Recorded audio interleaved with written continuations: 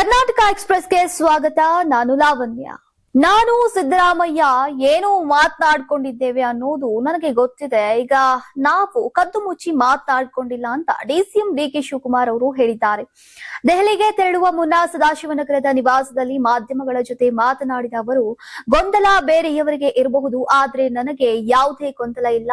ನಾವು ನಮ್ಮ ವರಿಷ್ಠರು ಮಾತನಾಡ್ಕೊಂಡಿದ್ದೇವೆ. ಬೇರೆಯವರು ಟೆನ್ಷನ್ ತೆಗೆದುಕೊಳ್ಳೋದಾಗ್ಲಿ ಅಥವಾ ಏನು ಹೇಳಿಕೆ ಕೊಡೋದ್ರಿಂದಾಗ್ಲಿ ಯಾರಿಗೂ ಇದರಿಂದ ಪ್ರಯೋಜನ ಇಲ್ಲ ಎಂದಿದ್ದಾರೆ. ನನ್ನ ಪರ ವಿರುದ್ಧ ಶಾಸಕರು ಸಚಿವರು ಹೇಳಿದ ಹೇಳಿಕೆಗಳನ್ನ ನೀಡಿದ್ರೆ ಪಕ್ಷಕ್ಕೆ ಡ್ಯಾಮೇಜ್ ಆಗತ್ತೆ, ಎಲ್ಲರೂ ಬಾಯಿ ಮುಚ್ಕೊಂಡು ಇರಬೇಕು ಅಂತ ಖರ್ಗೆ ಅವರು ಹೇಳಿದ್ದಾರೆ. ಅದನ್ನ ನಾವು ಪಾಲಿಸಿಕೊಂಡು ಹೋಗ್ಬೇಕು ಅಂತ ಹೇಳಿದ್ರು. ಅಸ್ಸಾಂ ಚುನಾವಣೆ ವಿಚಾರದ ಬಗ್ಗೆ ಇಂದು ಸಂಜೆ ಚರ್ಚೆಯನ್ನ ನಡೆಸೋಕೆ ಎಐಸಿಸಿ ಅವರು ನನ್ನನ್ನ ಕರೆದಿದ್ದಾರೆ.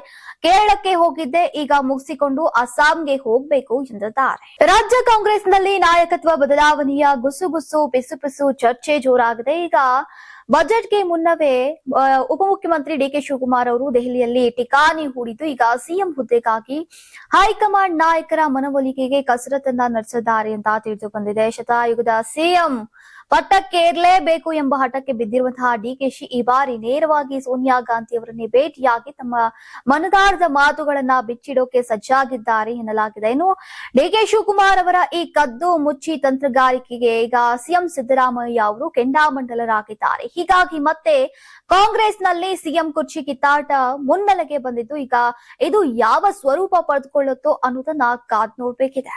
ಬಜೆಟ್ ಪೂರ್ವ ಸಿದ್ಧತಾ ಸಭೆಗೆ ಗೈರಾಗಿರುವಂತಹ ಡಿಕೆಶಿಗೆ ಈಗ ನಯವಾಗಿಯೇ ಟಕ್ಕರ್ ಕೊಟ್ಟಿದ್ದಾರೆ ಸಿದ್ದರಾಮಯ್ಯ ಅವರು. ಡಿಸಿಎಂ ಅವರು ಲೆಟರ್ ಬರೆದಿದ್ದಾರೆ. ಅವರ ಅನುಪಸ್ಥಿತಿಯಲ್ಲಿ ಸಭೆ ನಡೆಯಲಿದೆ ಅನ್ನುವ ಮೂಲಕ ಈಗ ಮೊಯ್ಗೆ ಮೊಯ್ಯಿ ಎಂಬ ಸಂದೇಶವನ್ನ ರವಾನಿಸಿದ್ದಾರೆ. ಇದು ವಿಧಾನಸೌಧದ ಪಶ್ಚಿಮ ದಿಕ್ಕಿನಲ್ಲಿರುವಂತಹ ಮಾಜಿ ಮುಖ್ಯಮಂತ್ರಿ ದಿವಂಗತ ಕೆಂಗಲ್ ಹನುಮಂತಯ್ಯನವರ ಜನ್ಮ ದಿನಾಚರಣೆಯ ಅಂಗವಾಗಿ ಅವರ ಪ್ರತಿಮೆಗೆ ಮಾಲಾರ್ಪಣೆ ಮಾಡಿ ನಂತರ ಮಾಧ್ಯಮಗಳೊಂದಿಗೆ ಮಾತನಾಡಿದ್ರು. ಡಿಕೆಶಿ ನನಗೆ ಲೆಟರ್ ಬರೆದಿದ್ದಾರೆ, ಅನುಮತಿ ಪಡೆದಿದ್ದಾರೆ. ಅಸ್ಸಾಂ ಚುನಾವಣೆ ಸಂಬಂಧ ದೆಹಲಿಗೆ ಹೋಗ್ತಾ ಇರೋದಾಗಿ ಪತ್ರವನ್ನ ಬರೆದಿದ್ದಾರೆ. ಅವರ ಅನುಪಸ್ಥಿತಿಯಲ್ಲಿ ಬಜೆಟ್ ಪೂರ್ವ ಸಿದ್ಧತಾ ಸಭೆ ನಡೆಯುತ್ತೆ ಅಂತ ಸ್ಪಷ್ಟನೆ ನೀಡಿದ್ದಾರೆ. ಇನ್ನು ನಾವು ಸಿದ್ದರಾಮಯ್ಯ ಮಾತನಾಡಿಕೊಂಡಿದ್ದೇವೆ ಎಂಬ ಡಿಕೆಶಿ ಹೇಳಿಕೆಗೆ ಆ ವಿಚಾರವಾಗಿ ಈಗ ಪರೋಕ್ಷವಾಗಿ ಟಾಂಗ್ ಕೊಟ್ಟಂತಹ ಸಿಎಂ ಸಿದ್ದರಾಮಯ್ಯ ಅವರು ಸಿಡಿಮಿಡಿಗೊಂಡು ಡಿಕೆಶಿ ಹತ್ರನೇ ಕೇಳಿ ಹೈಕಮಾಂಡ್ ತೀರ್ಮಾನ ಅಂತಿಮ, ಹೈಕಮಾಂಡ್ ಹೇಳಿದ್ದೇ ಅಂತಿಮ ತೀರ್ಮಾನ, ಪದೇ ಪದೇ ಯಾಕೆ ಹೇಳ್ತೀರಾ? ಈಗ ಡಿಕೆಶಿ ಅವರು ಹೇಳಿದ್ರೆ ಅವರನ್ನ ಕೇಳಿ, ನಾನು ದೆಹಲಿಗೆ ಹೋಗಲ್ಲ, ಕರೆಯದಿದ್ರೆ ಯಾಕೆ ಹೋಗ್ಲಿ, ಕರೆದ್ರೆ ಹೋಗ್ತೀನಿ ಅಂತ ತಿಳಿಸಿದ್ದಾರೆ. ರಾಜ್ಯ ಕಾಂಗ್ರೆಸ್ನಲ್ಲಿ ನಾಯಕತ್ವ ಬದಲಾವಣೆಯ ಗುಸುಗುಸು ಪಿಸುಪಿಸು ಚರ್ಚೆ ಜೋರಾಗಿದೆ. ಈ ಮಧ್ಯೆ ಇವತ್ತು ಉಪಮುಖ್ಯಮಂತ್ರಿ ಡಿಕೆ ಶಿವಕುಮಾರ್ ಅವರು ದೆಹಲಿಗೆ ದೌಡಾಯಿಸಿದ್ದಾರೆ. ಶತಾಯುಗದ ಸಿಎಂ ಪಟ್ಟಕ್ಕೇರಲೇಬೇಕು ಅಂತ ಹಠಕ್ಕೆ ಬಿದ್ದಿರುವಂತಹ ಡಿಕೆಶಿ ಅವರು ಈ ಬಾರಿ ನೇರವಾಗಿ ಸೋನಿಯಾ ಗಾಂಧಿ ಅವರನ್ನ ಭೇಟಿಯಾಗಿ ತಮ್ಮ ಮನದಾಳದ ಮಾತುಗಳನ್ನ ಬಿಚ್ಚಿಡೋಕೆ ಸಜ್ಜಾಗಿದ್ದಾರೆ ಎನ್ನಲಾಗಿದೆ. ಇನ್ನು ರಾಜ್ಯ ಬಜೆಟ್ ಮಂಡನೆಗೂ ಮುನ್ನವೇ ಡಿಕೆಶಿ ಅವರು ದೆಹಲಿ ವಿಮಾನ ಏರಿದ್ದಾರೆ. ಇಂದು ದೆಹಲಿಯಲ್ಲಿ ವಾಸ್ತವ್ಯವನ್ನ ಹೂಡಲಿರುವಂತಹ ಅವರು ಹೈಕಮಾಂಡ್ ನಾಯಕರ ಮುಂದೆ ಪ್ರಮುಖವಾಗಿ 5 ಅಸ್ತ್ರಗಳನ್ನ ಪ್ರಯೋಗಿಸೋಕೆ ತಯಾರಿ ನಡೆಸಿದ್ದಾರೆ. ನಾಯಕತ್ವ ಬದಲಾವಣೆಗೆ ಇದೇ ಒಳ್ಳೆಯ ಕಾಲ, ಶ್ರಮಕ್ಕೆ ತಕ್ಕ ಪ್ರತಿಫಲ ಬೇಕು. ಈ ಬಗ್ಗೆ ಹೈಕಮಾಂಡ್ ಸ್ಪಷ್ಟ ಸಂದೇಶವನ್ನ ನೀಡಲೇಬೇಕು. ಬಿಜೆಪಿ ಮತ್ತು ಜೆಡಿಎಸ್ ನಾಯಕರು ಒಗ್ಗಟ್ಟಾಗ್ತಾ ಇದ್ದಾರೆ, ತಾಳ್ಮೆ ಪರೀಕ್ಷಿಸುವುದು ಬೇಡ ಎಂಬ ಎಚ್ಚರಿಕೆಯ ಸಂದೇಶವನ್ನ ರವಾನಿಸುವಂತಹ ಸಾಧ್ಯತೆ ಇದೆ. ನಾನು ಹಾಗೂ ಸಿದ್ದರಾಮಯ್ಯ ಅವರು ಏನು ಮಾತನಾಡ್ಕೊಂಡಿದ್ದೇವೆ ಅನ್ನೋದು ನಮಗೆ ಗೊತ್ತು. ನಾವಿಬ್ರು ಕದ್ದು ಮುಚ್ಚಿ ಮಾತನಾಡ್ಕೊಂಡಿಲ್ಲ. ನಮ್ಮ ಪಕ್ಷದ ವರಿಷ್ಠರು ಎಲ್ಲಾ ಸೇರಿಗ ಮಾತನಾಡ್ಕೊಂಡಿದ್ದೇವೆ. ಎಲ್ಲರೂ ಬಾಯಿ ಮುಚ್ಕೊಂಡು ಇದ್ರೆ ಒಳ್ಳೆಯದು ಅಂತ ಮಲ್ಲಿಕಾರ್ಜುನ್ ಖರ್ಗೆ ಸಾಹೇಬ್ರು ಹೇಳಿದ್ದಾರೆ. ಅದನ್ನ ನಾವು ಪಾಲನೆ ಮಾಡಬೇಕು ಅಂತ ಡಿಸಿಎಂ ಡಿಕೆ ಶಿವಕುಮಾರ್ ಅವರು ತಿಳಿಸಿದ್ದಾರೆ.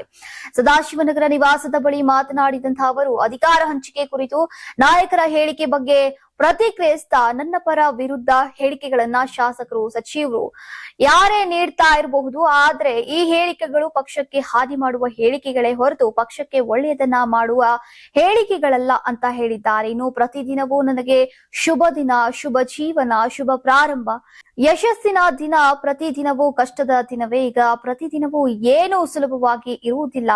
ಜನರ ಕಷ್ಟಗಳನ್ನ ಬಗೆಹರಿಸಬೇಕಾದ್ರೆ ಕಷ್ಟ ಕಾರ್ಪಣ್ಯಗಳು, ಅಡಚಣೆಗಳು, ತೊಡಕುಗಳು ಇದ್ದೇ ಇರುತ್ತೆ, ಟೀಕೆಗಳು ಬರ್ತಾನೆ ಇರುತ್ತೆ, ಟೀಕೆಗಳನ್ನ ಎದುರಿಸಲೇಬೇಕು, ನಮ್ಮ ಕೆಲಸವನ್ನ ಮುಂದುವರಿಸಲೇಬೇಕು ಅಂತ ಡಿಸಿಎಂ ಡಿಕೆ ಶಿವಕುಮಾರ್ ಅವರು ತಿಳಿಸಿದ್ದಾರೆ. ದೇಶದ ಪ್ರಪ್ರಥಮ ನಿರ್ಮಾಣ ಕಾಮಗಾರಿ ಮತ್ತು ಮೂಲಸೌಕರ್ಯ ಸಾಧನ ಪರೀಕ್ಷಾ ಮೂಲಸೌಕರ್ಯ ಸ್ಥಾವರ ನಿರ್ಮಾಣಕ್ಕೆ ತಾವು ಮಂಡ್ಯ ಜಿಲ್ಲೆಯಲ್ಲಿ ಅಪೇಕ್ಷಿಸಿದ್ದಂತಹ 100 ಎಕರೆ ಜಮೀನು ಲಭ್ಯ ಇದೆ. ಈ ಸಂಬಂಧ ARAI ಸೂಕ್ತ ನಿರ್ದೇಶನವನ್ನ ನೀಡಿ ಈಗ ಯೋಜನಾ ಪ್ರಸ್ತಾವನೆ ಕಳಿಸಿಕೊಡೋಕೆ ಸೂಚಿಸಬೇಕು ಅಂತ ಬೃಹತ್ ಮತ್ತು ಮಧ್ಯಮ ಕೈಗಾರಿಕಾ ಸಚಿವ ಎಂಬಿ ಪಾಟೀಲ್ ಅವರು ಕೇಂದ್ರ ಭಾರಿ ಕೈಗಾರಿಕೆ ಮತ್ತು ಉಕ್ಕು ಖಾತೆ ಸಚಿವರಾದಂತಹ HD ಕುಮಾರಸ್ವಾಮಿ ಅವರಿಗೆ ಪತ್ರವನ್ನ ಬರೆದಿದ್ದಾರೆ. ಕುಮಾರಸ್ವಾಮಿ ಅವರು ಈ ಸಂಬಂಧವಾಗಿ ಜನವರಿ 8ರಂದು ಬರೆದಿದ್ದಂತಹ ಪತ್ರಕ್ಕೆ ಸೋಮವಾರ ಉತ್ತರಿಸಿರುವಂತಹ ಪಾಟೀಲ್ರು ಮಂಡ್ಯ ತಾಲೂಕಿನ ಬಸರಾಳು ಹೋಬಳಿಯ ಮುದ್ದನಘಟ್ಟ ಮತ್ತು ಹೆಗ್ಗಡ್ತಿಹಳ್ಳಿ ವ್ಯಾಪ್ತಿಯಲ್ಲಿ 105 ಎಕರೆ ಸರ್ಕಾರಿ ಭೂಮಿ ಲಭ್ಯ ಇದೆ ಅಂತ ಅಲ್ಲಿನ ಜಿಲ್ಲಾಧಿಕಾರಿಗಳು ತಿಳಿಸಿದ್ದಾರೆ. ಈ ಭೂಮಿಯು ಮಂಡ್ಯ ನಾಗಮಂಗಲ ರಾಜ್ಯ ಹೆದ್ದಾರಿಯಿಂದ ಕೇವಲ 500 ಮೀಟರ್ ದೂರದಲ್ಲಿದೆ ಅಂತ ಮಾಹಿತಿಯನ್ನ ನೀಡಿದ್ದಾರೆ. ಸಿಎಂ ಡಿಸಿಎಂ ನಡುವೆ ಕುರ್ಚಿ ಗಲಾಟೆ ಬಗ್ಗೆ ಹೈಕಮಾಂಡ್ ತೀರ್ಮಾನ ಮಾಡುತ್ತೆ. ಹೈಕಮಾಂಡ್ ಹೇಳಿದಂತೆ ನಾವೆಲ್ಲ ಶಾಸಕರು ಕೇಳ್ತೇವೆ ಅಂತ ಶಾಸಕ ಬಸನಗೌಡ ದದ್ದಲ್ ತಿಳಿಸಿದ್ದಾರೆ. ಸಿಎಂ ಡಿಸಿಎಂ ನಡುವೆ ಕುರ್ಚಿ ಗಲಾಟೆ ವಿಚಾರಕ್ಕೆ ಬೆಂಗಳೂರಿನಲ್ಲಿ ಪ್ರತಿಕ್ರಿಯೆ ನೀಡಿದಂತಹ ಅವರು ಡಿಕೆ ಶಿವಕುಮಾರ್ ಅವರಿಗೆ ಸಿಎಂ ಸ್ಥಾನ ಬಿಟ್ಟುಕೊಡಿ ಅಂತ ಯಾವ ಶಾಸಕರು ಮಾತನಾಡಿದ್ದಾರೋ ಗೊತ್ತಿಲ್ಲ, ಅವರಿಗೆ ಇರೋ ಮಾಹಿತಿ ಏನು ಅಂತ ನನಗೂ ಗೊತ್ತಿಲ್ಲ. ಆದ್ರೆ ಏನೇ ಬದಲಾವಣೆ ಆದ್ರೂ ಕೂಡ ಹೈಕಮಾಂಡ್ ತೀರ್ಮಾನ ಮಾಡುತ್ತೆ. ಕಾಂಗ್ರೆಸ್ ರಾಷ್ಟ್ರೀಯ ಪಕ್ಷ ಹೈಕಮಾಂಡ್ ತೀರ್ಮಾನಕ್ಕೆ ನಾವೆಲ್ಲರೂ ಬದ್ಧರಾಗಿ ಇರ್ತೇವೆ, ಎಲ್ಲಾ ಶಾಸಕರು ಹೈಕಮಾಂಡ್ ಸೂಚನೆಗೆ ಬದ್ಧರಾಗಿ ಇರ್ತೇವೆ ಅಂತ ಸ್ಪಷ್ಟಪಡಿಸಿದ್ದಾರೆ. ಇನ್ನು ಎಸ್ಟಿ ಸಮುದಾಯಕ್ಕೆ ಸಚಿವ ಸ್ಥಾನ ನೀಡುವಂತಹ ವಿಚಾರಕ್ಕೆ ಈಗ ಏನು ಬೆಂಗಳೂರಿನಲ್ಲಿ ಪ್ರತಿಕ್ರಿಯೆ ನೀಡಿದಂತಹ ಅವರು ನಮ್ಮ ಸಮುದಾಯಕ್ಕೆ 3 ಸಚಿವ ಸ್ಥಾನವನ್ನ ಕೊಟ್ಟಿದ್ರು, ಈಗ 2 ಸ್ಥಾನ ಖಾಲಿ ಇದೆ, ಎಸ್ಟಿ ಸಮುದಾಯಕ್ಕೆ ಬಾಕಿ ಇರೋ 2 ಸಚಿವ ಸ್ಥಾನ ಕೊಡಬೇಕು. ಸತೀಶ್ ಜಾರಕಿಹೊಳಿ ನೇತೃತ್ವದಲ್ಲಿ ಸಮುದಾಯದ ಎಲ್ಲಾ ಶಾಸಕರ ಒತ್ತಾಯ ಇದೆ. ಸಮುದಾಯದ ಯಾವುದೇ ಶಾಸಕರಾದ್ರೂ ಕೂಡ ಸಚಿವ ಸ್ಥಾನವನ್ನ ಕೊಡಬೇಕು ಅಂತ ನಮ್ಮ ಒತ್ತಾಯ ಇದೆ ಅಂತ ತಿಳಿಸಿದ್ದಾರೆ. ರೌಡಿ ಶೀಟರ್ ಬಿಕ್ಲು ಶಿವ ಕೊಲೆ ಕೇಸ್ ಅಂದ್ರೆ ಕೊಲೆ ಪ್ರಕರಣಕ್ಕೆ ಸಂಬಂಧಿಸಿದಂತೆ ಈಗ KR ಪುರಂ ಕ್ಷೇತ್ರದ ಬಿಜೆಪಿ ಶಾಸಕ ಬೈರತಿ ಬಸವರಾಜ್ ಜಾಮೀನು ಅರ್ಜಿ ವಜಾಗೊಂಡಿದೆ. ಈಗ ರೌಡಿ ಶೀಟರ್ ಶಿವಪ್ರಕಾಶ್ ಅಲಿಯಾಸ್ ಏನು ಬಿಕ್ಲು ಶಿವ ಕೊಲೆ ಪ್ರಕರಣದ ಆರೋಪಿಯಾಗಿರುವಂತಹ ಬೈರತಿ ಬಸವರಾಜ್ ಸಲ್ಲಿಸಿದಂತಹ ನಿರೀಕ್ಷಣಾ ಜಾಮೀನು ಅರ್ಜಿಯನ್ನ ಈಗ ಇಂದು ಹೈಕೋರ್ಟ್ ವಜಾಗೊಳಿಸಿ ಆದೇಶವನ್ನ ಹೊರಡಿಸಿದ್ದು, ಹಲವು ದಿನಗಳಿಂದ ತಲೆಮರೆಸಿಕೊಂಡಿರುವಂತಹ ಬೈರತಿ ಬಸವರಾಜ್ಗೆ ಬಂಧನದ ಭೀತಿ ಎದುರಾಗಿದೆ. ಇದೀಗ ಜಾಮೀನು ಅರ್ಜಿ ವಜಾಗೊಂಡಿರೋದ್ರಿಂದ ಯಾವುದೇ ಸಂದರ್ಭದಲ್ಲೂ ಕೂಡ ಬಂಧನವಾಗಬಹುದು. ಸದ್ಯ ಅವರು ವಿದೇಶಕ್ಕೆ ಪರಾರಿಯಾಗುವಂತಹ ಶಂಕೆಯ ಹಿನ್ನೆಲೆಯಲ್ಲಿ ಅವರ ವಿರುದ್ಧ ಈಗ ಲುಕ್ಔಟ್ ನೋಟಿಸ್ ಜಾರಿಯಲ್ಲಿದೆ. ಇನ್ನು ರಾಜ್ಯದ ಸಿಐಡಿ ಪೊಲೀಸರು ಹೊರ ರಾಜ್ಯಗಳ ಪೊಲೀಸರ ಜೊತೆಗೆ ಸಂಪರ್ಕವನ್ನ ಸಾಧಿಸಿದ್ದು ಅವರ ಬಂಧನಕ್ಕಾಗಿ ತಂಡಗಳನ್ನ ರಚಿಸಿ ಕಾರ್ಯಾಚರಣೆಯನ್ನ ನಡೆಸ್ತಾ ಇದ್ದಾರೆ. ಇನ್ನು ಶಾಸಕರ ವಿರುದ್ಧ ಕೆಲ ಪ್ರಮುಖ ಸಾಕ್ಷ್ಯಾಧಾರಗಳು ಲಭ್ಯವಾಗಿತ್ತು, ಈಗ ಅವರನ್ನ ಬಂಧಿಸಿ ವಿಚಾರಣೆ ನಡೆಸಬೇಕಿದೆ ಅಂತ ಸಿಐಡಿ ಮೂಲಗಳು ಹೇಳಿವೆ. ಇದರಿಂದ ಯಾವುದೇ ಕ್ಷಣದಲ್ಲೂ ಕೂಡ ಶಾಸಕರನ್ನ ಬಂಧಿಸುವಂತಹ ಸಾಧ್ಯತೆ ಇದೆ. ತಮಗೆ ಅಧಿಕಾರ ತಪ್ಪಿದೆ ಎಂಬ ಕಾರಣಕ್ಕೆ ಡಿಸಿಸಿ ಬ್ಯಾಂಕ್ಗೆ ಬಡ್ಡಿ ರೂಪದಲ್ಲಿ ಹಣ ಬರಬಾರದು ಎಂಬ ದುರುದ್ದೇಶದಿಂದ ಕೆಲವರು ಅಪಪ್ರಚಾರವನ್ನ ಮಾಡ್ತಾ ಇದ್ದಾರೆ. ಅಂತವರ ಮಾತಿಗೆ ಜಿಲ್ಲೆಯ ಜನ ಕಿವಿಗೊಡಬಾರದು ಅನ್ನೋ ಮೂಲಕ ಮಾಜಿ ಅಧ್ಯಕ್ಷ ರಮೇಶ್ ಕತ್ತಿ ವಿರುದ್ಧ ಹಾಲಿ ಅಧ್ಯಕ್ಷ ಅನಾಸಾಹೇಬ್ ಜೊಲ್ಲೆ ವಾಗ್ದಾಳಿಯನ್ನು ನಡೆಸಿದ್ದಾರೆ.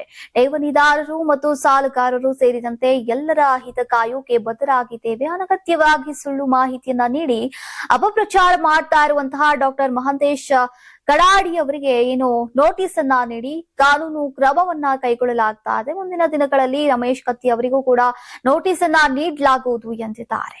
ಮದ್ಯ ಕುಡಿಯೋದನ್ನ ಬಿಡು ಅಂದಿದ್ದಕ್ಕೆ ಮಹಿಳೆಯೊಬ್ಬಳು ತನ್ನ ಮಗಳನ್ನೇ ಕತ್ತು ಹಿಸುಕಿ ಕೊಂದಂತಹ ಘಟನೆ ಯಾದಗಿರಿಯ ರಾಜೀವ್ ಗಾಂಧಿ ನಗರದಲ್ಲಿ ನಡೆದಿದೆ. ಕೊಲೆಯಾದ ಬಾಲಕಿಯನ್ನ ಪ್ರತಿಭಾ ಅಂತ ಗುರುತಿಸಲಾಗಿದೆ. ಈಕೆಗೆ ಈಗ 11 ವರ್ಷ ವಯಸ್ಸಾಗಿತ್ತಷ್ಟೇ.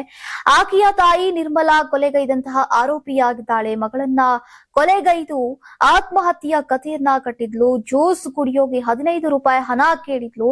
ಹಣ ಕೊಡೋಕೆ ನಿರಾಕರಿಸಿದ್ದಕ್ಕೆ ಈಗ ಆತ್ಮಹತ್ಯೆ ಮಾಡ್ಕೊಂಡಿದ್ದಾಳೆ ಎಂದಿದ್ಲು. ಹತ್ಯೆ ಬಳಿಕ ಕುತ್ತಿಗೆಗೆ ಸೀರೆ ಕಟ್ಟಿದ್ಲು ಅಂತ ತಿಳಿದು ಬಂದಿದೆ. ಈಗ ಮದ್ಯ ಸೇವನೆ ಮಾಡಿ ಹಣ ಖರ್ಚು ಮಾಡಿದ್ರೆ ನಮಗೆ ಊಟಕ್ಕೆ ತೊಂದರೆಯಾಗುತ್ತೆ, ನೀನು ಕುಡಿದು ಸತ್ರೆ ನಮ್ಮನ್ನ ನೋಡಿಕೊಳ್ಳುವವರು ಯಾರು ಅಮ್ಮ, ಕುಡಿಯೋದನ್ನ ಬಿಡು ಅಂತ ಪ್ರತಿಭಾ ಅವಳು ಹೇಳಿದ್ಲು. ಇದರಿಂದ ನಿರ್ಮಲಾ ಕೋಪಗೊಂಡು ಕೊಲೆ ಮಾಡಿದ್ಲು. ಈಗ ಹಲವು ಸಾಕ್ಷಿಗಳ ಆಧಾರದ ಮೇಲೆ ಆರೋಪಿಯನ್ನ ಪೊಲೀಸರು ಬಂಧಿಸಿದ್ದಾರೆ. ಇನ್ನು ಯಾದಗಿರಿ ನಗರ ಪೊಲೀಸ್ ಠಾಣೆಯಲ್ಲಿ ಈ ಸಂಬಂಧ ಪ್ರಕರಣ ದಾಖಲಾಗಿದೆ. ಯಾರಾಗ್ತಾರೆ ಎಂಎಲ್ಎ ಅಭ್ಯರ್ಥಿ 2028 ಶೀಘ್ರದಲ್ಲೇ ಪ್ರತಿದಿನ ಒಂದೊಂದು ಕ್ಷೇತ್ರದ ಟಿಕೆಟ್ ಆಕಾಂಕ್ಷಿಗಳ ಸಂಪೂರ್ಣ ಮಾಹಿತಿ ಪೊಲಿಟಿಕಲ್ ಜರ್ನಲಿಸ್ಟ್ ಕೆಎಂ ಶಿವಕುಮಾರ್ ಅವರಿಂದ ಕರ್ನಾಟಕದ ನಂಬರ್ 1 ಡಿಜಿಟಲ್ ಮೀಡಿಯಾ ನಿಮ್ಮ ನೆಚ್ಚಿನ ಕರ್ನಾಟಕ ಟಿವಿಯಲ್ಲಿ ಮಾತ್ರ. ನೀವು ಸಣ್ಣ ಆಗ್ಬೇಕಲ್ವಾ? ಅದು ಒಂದು ಉತ್ತಮ ಆಹಾರದಿಂದ ಸಣ್ಣ ಆಗ್ಬೇಕಲ್ವಾ? ಪ್ರತಿದಿನ ನಮ್ಮ ಜೀನಿ ಸ್ಲಿಮ್ ನ ಯೂಸ್ ಮಾಡಿ ಯಾವುದೇ ಸೈಡ್ ಎಫೆಕ್ಟ್ ಇಲ್ದಂಗೆ ನೀವು ಸಣ್ಣ ಆಗ್ತೀರಾ.